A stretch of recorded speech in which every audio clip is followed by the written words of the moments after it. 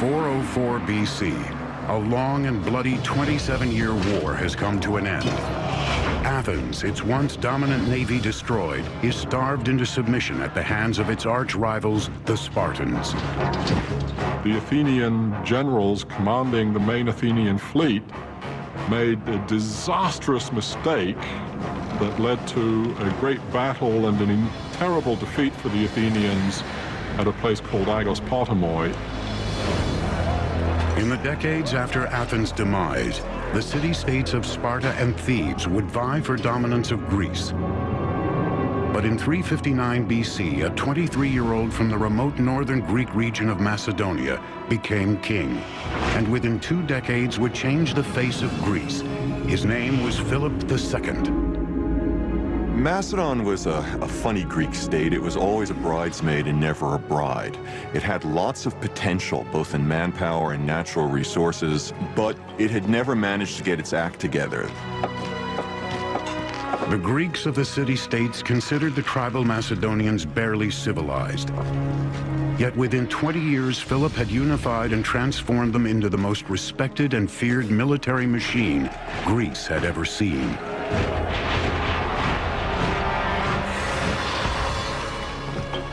Philip built Macedonia on 2 fronts, diplomacy and strength.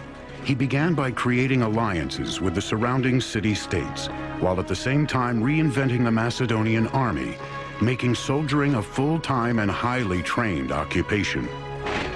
But the key to his new professional army was a corps of engineers that Philip organized to design and build new instruments and machines of war. An innovation that changed forever how wars would be fought and won.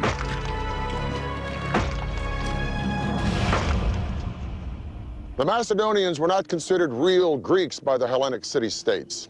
They came from a tribe called the Macedoni, and they'd been fighting barbarians for so long that they were considered barbarians themselves. However, Philip II was no barbarian. Or if he was the most brilliant barbarian the world had ever seen. Hello, I'm Peter Weller. The pillar of Philip's military strategy was his combination of cavalry with infantry, and the pillar of his infantry was a formation called the phalanx, a rectangle group of foot soldiers that traveled very lightly at a marching speed few other armies could equal. The phalanx had been a part of Greek warfare for hundreds of years. Now Philip would infuse it with a weapon never before seen on the battlefield. The innovation that Philip did was changing the shape of the phalanx and introducing this long weapon called the sarissa. So the phalanx became like a huge tank. The sarissa was a nearly 18-foot-long spear that could devastate an enemy before its soldiers could use their swords or shorter spears in a counterattack. Basically, you plant the head of your pike against the guy and push him back. And the effect is a little bit like, you know, when a kid tries to attack him and you put your hand on the kid's forehead and his little fist is swinging like this, but they can't reach you. That's what the pike enables Philip's infantry to do. Well-drilled, well-disciplined, and well-equipped soldiers gave the Macedonian phalanx the upper hand against traditional battle tactics. But it would be engineering technology that would ultimately make Philip's armies invincible. For much of their military history, the Greeks were not particularly good at siegecraft. Beginning around 400 BC or shortly afterwards, the Greeks begin to take a quantum leap. The bow and arrow had been an instrument of warfare for thousands of years, but the bow's power was limited to an individual and the strength of his arm. One of the ancient Greeks' first innovations in military engineering was in designing a bow that harnessed more power from the entire human body than from the arms alone. The earliest weapons of siegecraft that the Greeks developed are essentially crossbows, and they're called belly shooters, gastrophetes. You had a much bigger thing that had a kind of U-shaped element at the end that you pressed against your abdomen, and then you drew back the bow with both hands, pressing it with your torso at the same time, so you could create a much greater force of tension. The gastrophetes was a deadly improvement over the bow and arrow, But to truly overcome the armies of the world, Philip needed more power. In order to do even more damage, they need to come up with yet another generation of weapons. They need to invent what we might call the torsion catapult. The torsion catapult basically creates springs by twisting sinews, or in some cases horsehair, or in emergencies even human hair. You create thick ropes of them and then twist them together. Greek engineers designed a device that acted as a belly shooter mounted on a platform. They called it the oxybeles, or bolt shooter. Instead of using the body for power, the torsion created by the oxybeles came from twisting ropes to an explosive level of tension. There's an enormous stored force because the sinews want to spring back and release that tension, but they're held. And inserted into this spring is a bar, and you then pull that bar back, increasing the already great tension, and then when the bars are released, they spring back with enormous force and rapidity compared to the old bow flexion system. Distance no longer protected enemy soldiers from a sudden and bloody death. When fired, the oxybeles could pierce the shields and armor of an enemy nearly a quarter of a mile away, giving birth to a term that we still use today, catapult. The neat thing about the word catapult is that it means skin penetrator. You can see our word pelt, like an animal skin, in the Greek catapult, goes through the skin. With his weapons of war, Philip was unstoppable against the other Greek city-states. By 338 BC, Philip's victory over Athens and Thebes made him the undisputed master of Greece. But it was Philip's actions after the battle that would indicate how the Macedonians would rule the lands they conquered, despite their barbaric reputation. Philip and his son Alexander, who's only 18 years old, defeat a coalition of Thebans and Athenians at the Battle of Chaeronea in 338 BC. And then Philip does a remarkable thing. He lets all the Athenians go back home. Then he calls together a council at Corinth, invites all of the city-states. He's got to cloak his power in some sort of diplomacy. And he tells all the city-states, you can groove. It's all going to be the same as it was before. He could have scorched the earth, just like Genghis Khan a few centuries later, but he didn't. Why? We've got to remember that the Greeks thought of the Macedonians as no better than a bunch of thugs. And the Macedonians didn't care much for the Greeks either. But Philip had had his taste of the Hellenic ideal during his time at Thebes. And as a king, he invited Greek philosophers and teachers to come to Macedonia. His entire court spoke Athenian Greek. Philip didn't want to destroy Greece. He wanted to be Greece. He was like the nerd at the back of the class who wanted to join the frat party, become one of the cool guys, albeit a little bit tougher. In his moment of triumph, led by Macedon, he was preparing to carry out his life's ambition, which was to invade the Persian Empire. He would never get there. Philip would meet an untimely demise at the hands of the ultimate insider. Just before Philip began his Persian conquest, he held a public celebration. As he marched alone ahead of his entourage to prove he had no one to fear, a bodyguard suddenly rushed forward and plunged a dagger into his chest. The man who had put Greece on the map was dead at 46. Was he a lone assassin, or was there a bigger plot? We can never know for sure, because while the assassin was trying to escape, he was mowed down by Philip's guards. Philip's dream of dominating the Persian Empire would not die with him, but only gather strength with the emergence of his son, a 20-year-old named Alexander. It was Alexander who would use Philip's army, engineers, and technology to far exceed even Philip's wildest ambitions, transforming the world into a Greek one. Marriage was a key component in Philip's diplomatic strategy. Of his 7 wives, only one was a Macedonian. In just 20 years, Philip II had transformed the Macedonians into a mighty army and became the absolute master of Greece. But Philip's assassination in 336 BC cut short his ultimate ambition and self-proclaimed destiny: to invade Greece's age-old enemy, Persia. Philip had conquered Greece. Now it would be up to his son to conquer the world. He was a man who became known throughout history as Alexander the Great. Alexander was one of history's great commanders. He was absolutely brilliant on the battlefield. True enough, he inherits a great military machine, but he has to get the credit for leading this machine at a very young age. Philip had laid the engineering groundwork for conquest. Now it was time for his son to finish the job. In 334 BC, Alexander led his Macedonian army of over 35,000 soldiers into battle against the Persian Empire.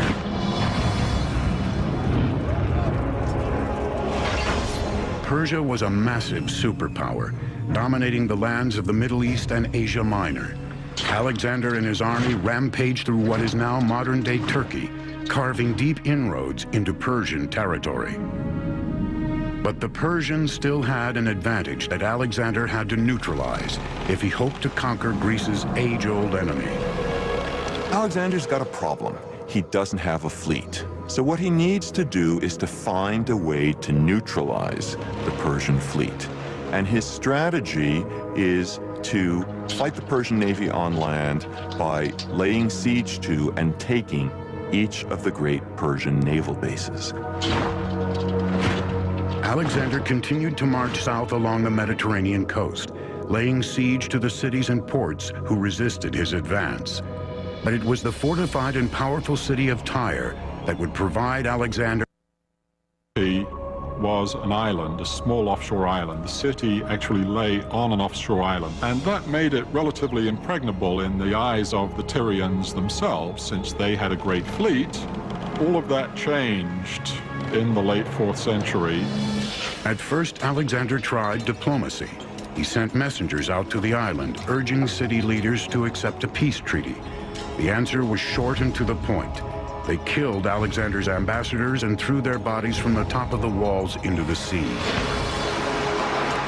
The stakes were high. If Alexander failed to take the city, it would send a message to the world he wasn't invincible.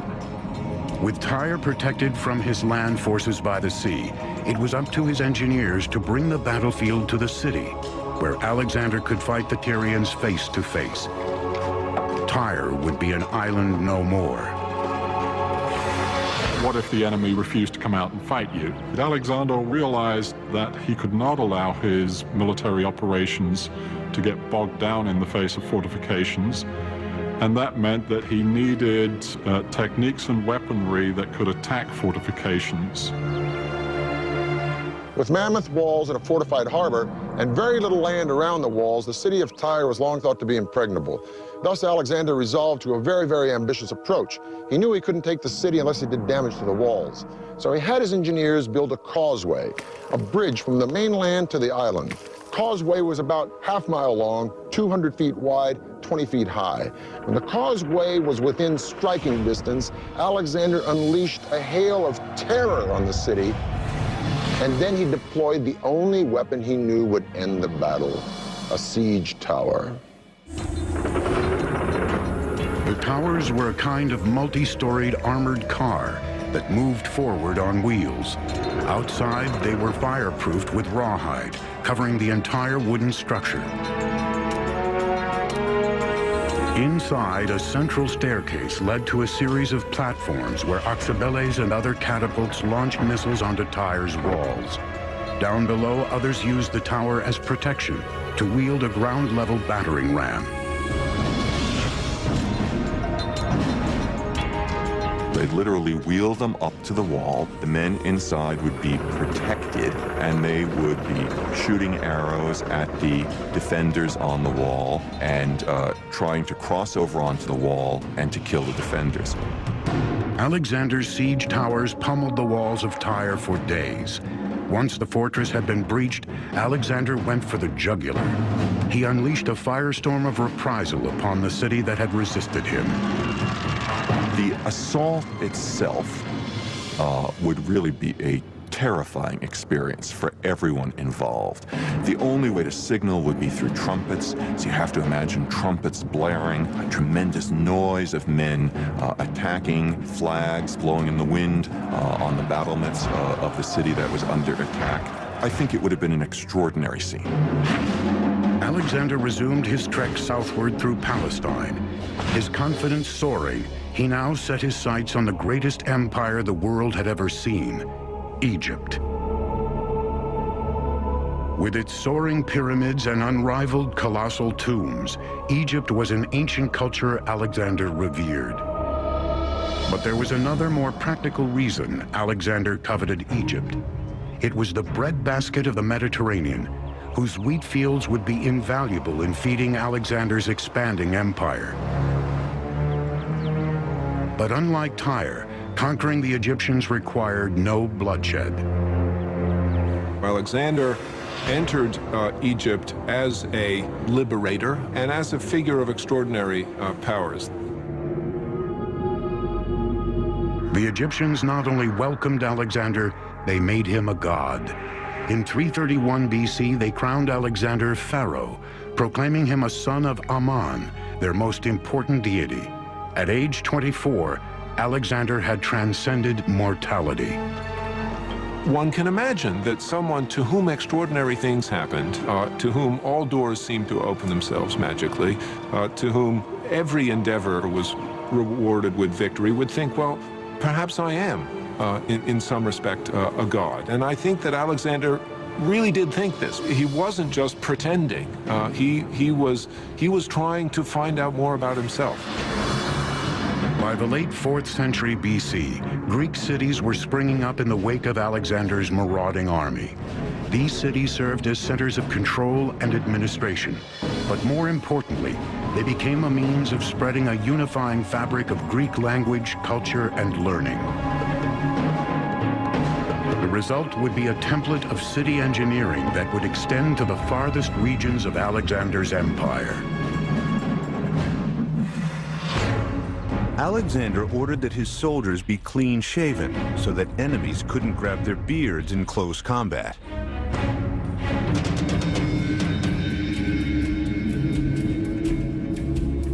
By 325 BC, Alexander had extended his borders almost 3,000 miles from Greece in the west to modern-day India in the east. Alexander's army may have been a wrecking machine, but the legacy his empire left in its wake was a new Greek world. Alexander's strategy for ruling conquered nations included both accommodation and assimilation. He often left soldiers behind to marry local women and act as officials in his growing empire. Towns that were formerly Persian, Egyptian, or Indian were transformed into Greek cities. It was an invasion of ideals that formed a hybrid culture that became known as Hellenism. So definitely there are striking parallels with what's going on today, in our today era of globalization. Today we have a common language, which is English, is the language of trade. After Alexander the Great, you have people who have adopted the Greek customs and the Greek language. Hellenism was built on city life, and nowhere did this expansion of Greek domination show up more so than in city planning.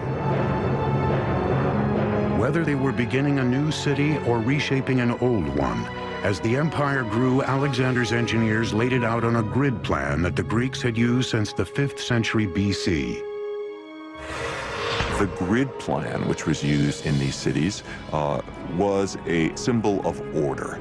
Any government that could replace the traditional winding alleyways of a city with a rectilineal grid plan of streets at right angles was a government to be feared, a government to take notice of.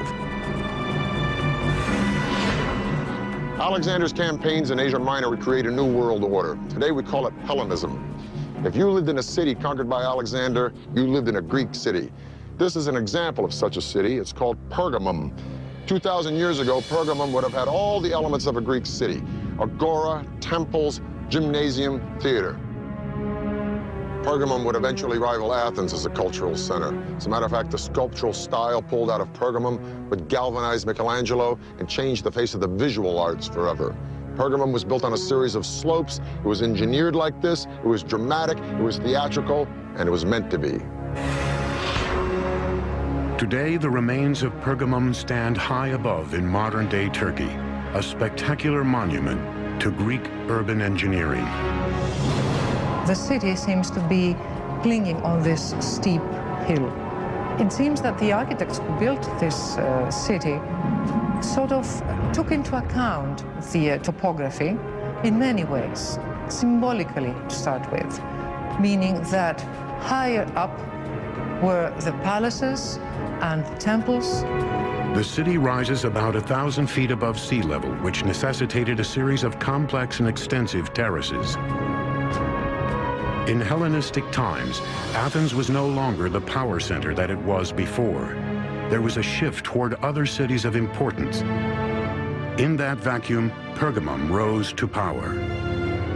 In some ways, it's an echo of the Acropolis of Athens, where the temples stand on a hill, a natural rock over the city. And no expense is spared in building splendid temples and splendid public buildings in Pergamum. And so Greek city planning begins earlier than Alexander, but it's taken to perfection in the Hellenistic period. And wherever you go, each of them has a recognizable institution. Each of them will have a Greek theater. Each of them will have Greek temples. Each of them will have a gymnasium. Each of them will have a agora, a marketplace come forum. The focal point of a Greek city could be found in its public marketplace, called the agora. Here, merchants would peddle their daily wares, and citizens would congregate to discuss the political issues of the day. Adjacent to the agora was the stoa, a simple structure that was the equivalent of an ancient indoor mall. The stoa consisted of a colonnade on one side with a back wall on the other, a shelter providing an open space that was still protected from the elements. The agora and the stoas were the economic, public, and political heart of the Hellenistic city, but its cultural soul lay in another engineering marvel, and was arguably the most important in Hellenistic cities: the theater. The theater is basically an Athenian invention. Drama is, above all, democratic. It develops in Athens concomitantly with the Athenian democracy. Theater was an essential and very important aspect of the Greek outlook to the world, how they thought of themselves and how they thought of the world. And I think to many people's opinion, is one of the great legacies that the ancient Greek civilization has bestowed upon us today. Theaters in ancient Greece were not only forums of social commentary, they inspired the Romans in their building of colosseums and set the standard of stadium design for the next 2,000 years. Separate your men by tribe, by clan, such that clan may bear aid to clan and tribe to tribe. Thus spake Nestor to Agamemnon in the Iliad. And those words might have been said here, because one of the great gifts of Greek culture to the world is theater and music. This is a Greek theater at Pergamum. It is the steepest of its kind. Now, a Broadway theater, and I've played in a few, holds between 800 or 900 people and maybe 2,000 if it's a musical house. This theater holds thousands and thousands and thousands of spectators. So how in the heck can an actor stand on that stage and project his voice such as that the spectator in the very last row at the back of this theater can hear what he's saying? Well, the answer is sort of an engineering feat. The theater, first of all, is dug out of the side of a mountain, and it doesn't need a very big substructure because the side of the mountain provides the support for these stone benches. Second of all, the theater is in a semicircle, and the semicircle gives way to an amazing sense of acoustics. You can stand on that stage and you can almost whisper, and someone in the very back row would hear you as if you were speaking right into his ear as the sound would bounce off the back wall. Third thing is that the actors wore masks. And these masks not only function as character, but they also function as sort of a megaphone through the lips. So these three elements combined, this theater would be a fantastic place to come and hear the Agamemnon performed by Aeschylus. I think undoubtedly the best preserved ancient Greek theater, the theater at Epidauros in the Argolid Peninsula in the Peloponnesus. Greek theaters were divided into three basic parts: the theatron, or viewing area in which the audience sat; the orchestra, or dancing area in which most of the action took place; and the skene, a timber building set behind the orchestra. The skene and its flat roof were used for dressing rooms, as a backdrop, and sometimes for staging scenes. The theater at Epidauros has 55 rows of seats and is divided into three horizontal seating sections. Stairs divide the sections of seats into separate wedges. In all, this giant theater has an estimated seating capacity of 12 to 14,000 people. But it's the acoustical engineering that makes the theater at Epidauros clearly spectacular. If you're sitting up in the top row, you're a long way away from the stage. And the person who's down in the orchestra or on the stage looks quite tiny. And yet, you can have a conversation with that person with only a slight elevation of your voice.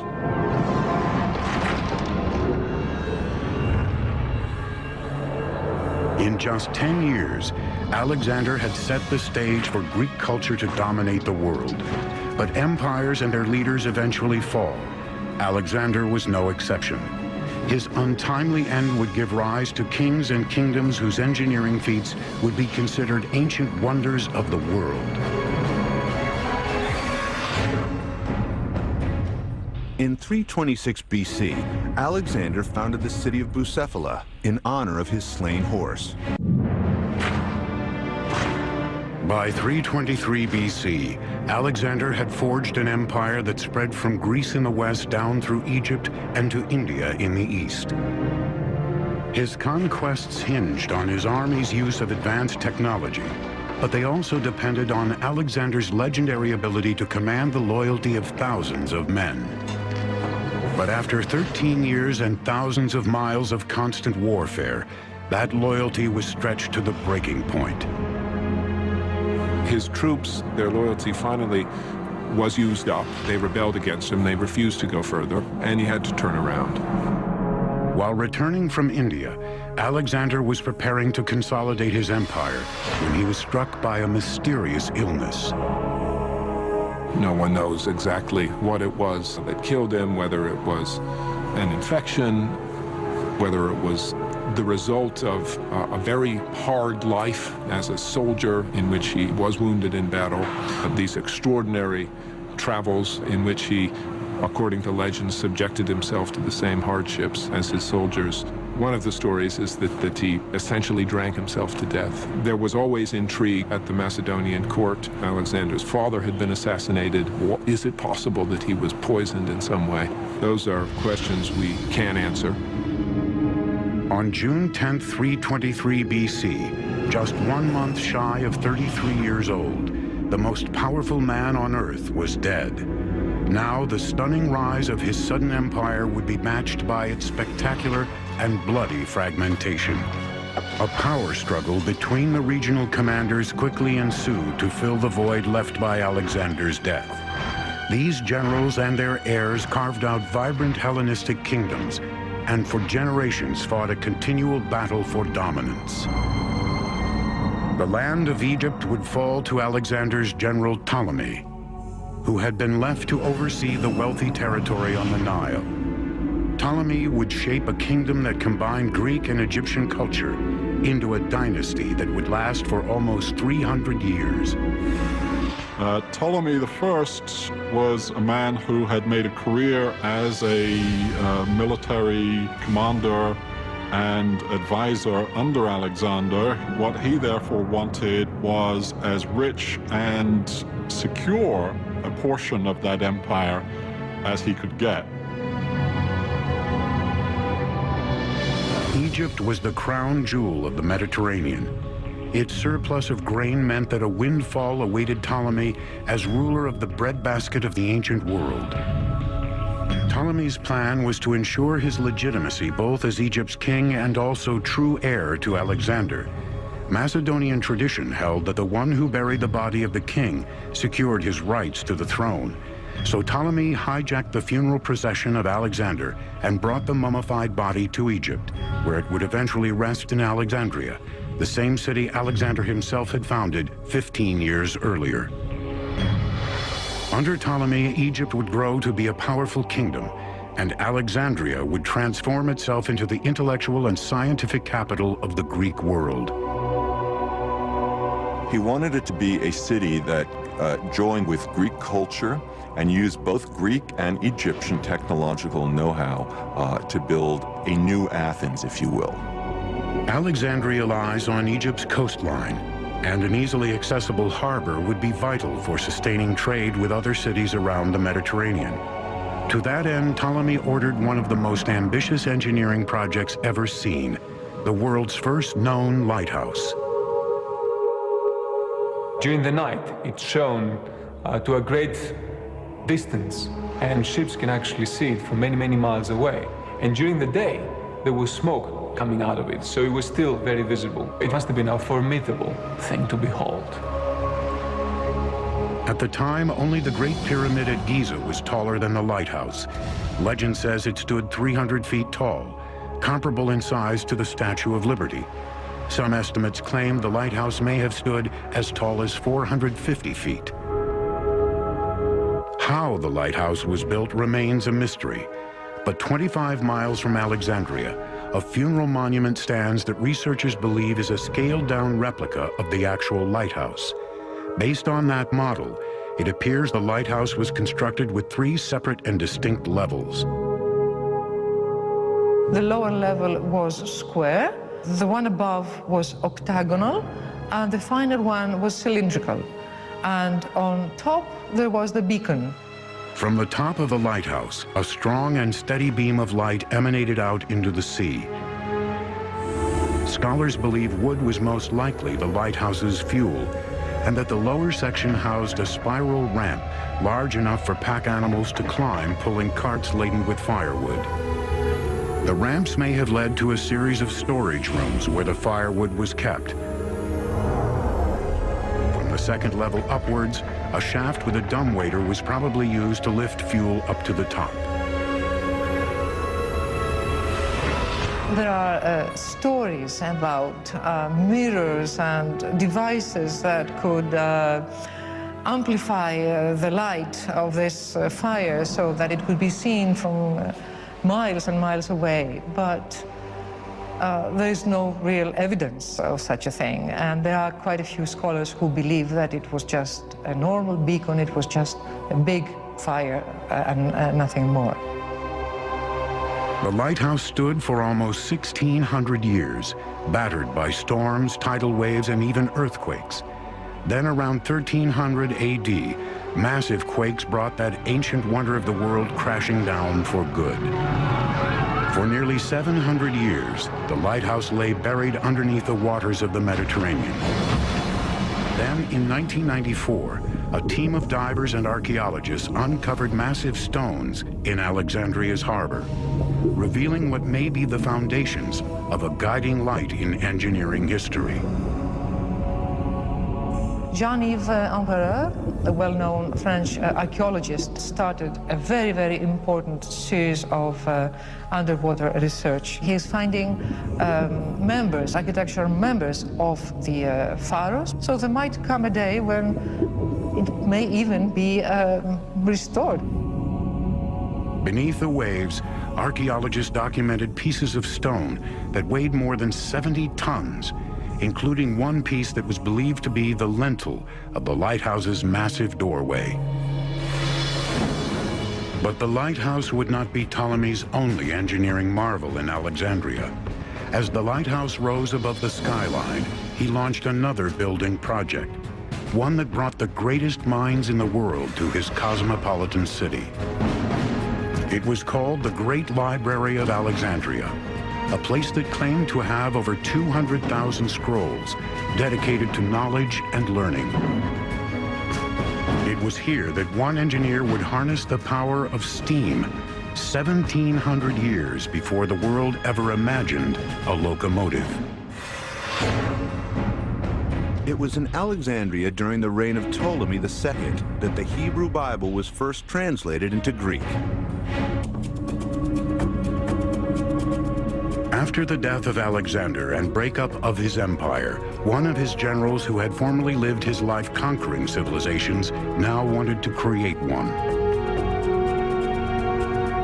Ptolemy's infusion of Greek culture into Egypt's wealth and prestige would lay the foundations for a new kind of city, one that would become the greatest and most cosmopolitan in the ancient world, Alexandria. It's the city of the world. And as such, the kings, the Ptolemean kings of the new kingdom of Egypt, created something that's completely new in the known world. It would be the towering fires of Alexandria's lighthouse that guided ships into the harbor. But it was another vision of Ptolemy's that became a beacon for the greatest minds in the world, Alexandria's museum and library. But that does not mean it was for exhibiting something. A museum at that time meant something like a research center. It's a think tank, perhaps the world's first great think tank. And Ptolemy buys great scholars and writers from around the Greek world. And the library is the greatest repository of books in the Greek world. It had a mythical amount of scrolls, something, some say 200,000, some say 700,000. It was at the museum and library where, for the first time in human history, knowledge becomes a commodity to be stored and shared. In fact, some scientific discoveries made in Alexandria over 200 years before Christ wouldn't be accepted until 1,800 years later. Pupils were taught the Earth was round, and one of the great astronomers, Eratosthenes, calculated the circumference of the Earth and was off by less than 1%. So it's perhaps a very interesting story that the Ptolemean kings, whenever a ship will come into Alexandria, the first thing that the captain had to do is had to declare if he had any papyri, any works of philosophers or science on board. They were taken to the library to be copied, but usually they gave the captain back a copy and not the original. Although Ptolemy was a Macedonian Greek, the key to the success of his dynasty in Egypt would be in its willingness to assimilate Egyptian culture. Ptolemy's own family went to great lengths to adopt Egyptian practices as their own. Ptolemy's son, Ptolemy II, even married his own sister, Arsinoe. There had been a tradition in the Egyptian pharaonic families of brother-sister marriage and there was a sense that a figure like that couldn't just marry any old ordinary mortal, and that eventually only a sister who sort of shared his divine origins was an appropriate companion and spouse. The Ptolemies may have used Egyptian traditions to elevate themselves to the status of gods, but in the end, like all pharaohs before them, these kings were still mortal. Ptolemy wouldn't live to see all of his dreams of Alexandria fully realized. He died in 283 BC of natural causes, before the library and even the lighthouse were finally completed. Alexandria continued to flourish as a mecca for knowledge under its Ptolemaic rulers, and produced many of the age's foremost thinkers. And it would be just after the end of their nearly 300-year reign, in the 1st century AD, that Alexandria would produce one of the most famous Greek engineers in history. His name was Hero, and his famous designs place him among the ancient world's greatest mechanical engineers. All his books are extremely detailed, very well describing all engineering procedures. But Hero himself also was good in the sense that he has an inclination in favor of arts. We must remember that in ancient Greek, the word art was meaning also technology. Hero's engineering designs had many practical uses, including ideas for fire extinguishers, odometers, and even automatic doors. But it was Hero's experiments with steam technology that would ignite his imagination. The first working steam engine was built in England around 1700 AD. Over 1600 years earlier, Hero built the forerunner of the steam engine, called an aeolipile. It was a metal sphere put up in such a way so that it could rotate freely, and had two tubes applied. When filled with water and heated from below, steam developed and started to turn to put the sphere into motion, thereby turning air into something very useful, something that you could control. We maintain that under other historical circumstances, this industrial revolution could possibly have taken place in Alexandria after a couple of centuries. The essence was there.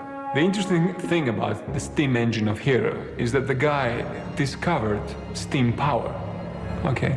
So the question beckons, how comes they didn't use steam power? How comes they didn't make steam engines like the English did a few centuries later? And the answer to that is that in Egypt, forced labor or slave labor was so cheap. You didn't need machines to do the job. So that's like an interesting idea. You can have a technology and you don't know what to do with it because there's not a real economical need for it. Hero's inventions still intrigue engineers to this day, but there might have been many more innovations from Alexandria we may never know.